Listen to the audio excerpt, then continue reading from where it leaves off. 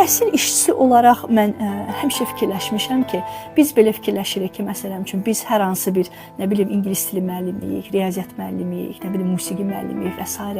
Və biz orada qalırıq, biz o çərçivənin içində qalırıq və düşünürük ki, elə burada belə deyim də, yəni ancaq bunu etməklə biz öz şagirdlərimizə, tələbələrimizə kifayət eləyəcək. Amma mən belə başa düşürəm ki, bu yolculuqda belə anlayıram ki, hər bir müəllim, hər bir təhsil verən özünün olduğu, belə deyim, qəlibdən çıxıb başqa bir şeylə də məşğul olmalıdır. Məsələn, mənim Everestdə olan 35 günlük səfərim bir universitetdir, bir akademiyadır və bunu hansı kitabdan öyrənmək olar?